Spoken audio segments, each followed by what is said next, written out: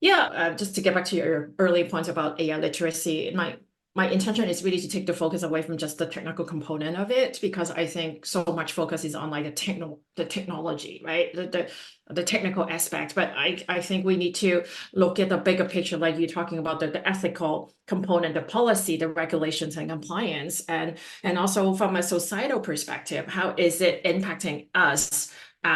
As a society, how's it impacting us as individuals, and how's it impacting us the way we work, the way we interact with each other. So that's the whole idea behind the AI literacy.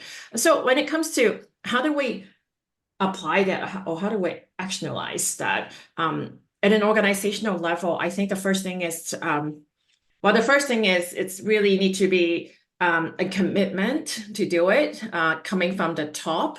I think that that visibility needs to happen before anything else, right?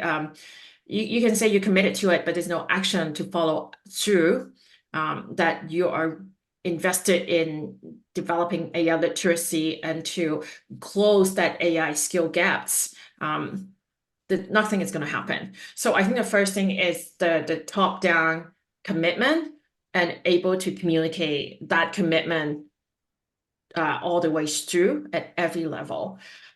So that's the first thing. And then secondly, it's to raise that awareness. Like how are you going to communicate that?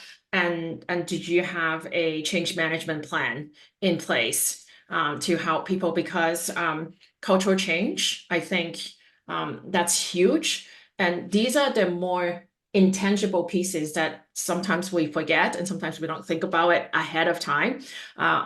Change management sometimes, or communication plan sometimes comes to at the end and it doesn't work, right? Like we were chatting before, people don't want to change unless you give them a good reasons, right? Like we need to understand it. We need to own it. We need to understand that we have a say.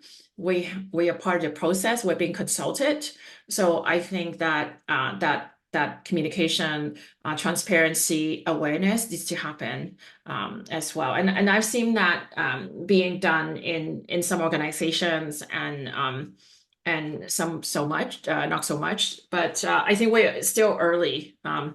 We're still early in this at this stage. I think last year we spent most of last year reacting to AI, and this year I think there's a little bit more acting. There's more proactive approaches this year. So it's still early.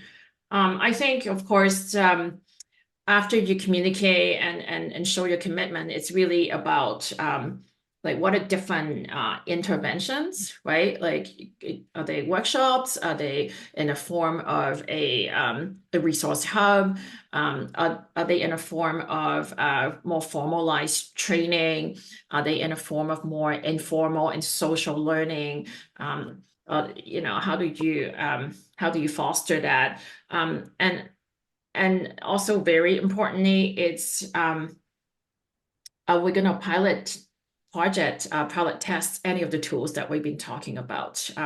It's good to get people up to a certain base level of knowledge and skills, but ultimately we need to test the tools at the place where they work, right? Of the specific job functions, so people can see, okay, this tool, this is how it supports my work, my workflow, my tasks, my daily tasks.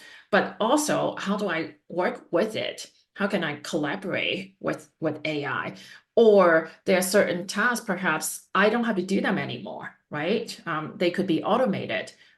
So we need to understand that at the place of where we work, right? At the task level. And so I think to pilot that, it's the next step after the training's been implemented.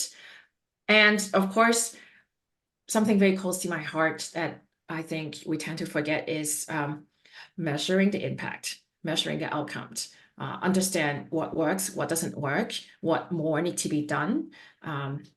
So that's these are some of the steps that I think need to be in place before we can think about how we're going to use AI better and more effectively.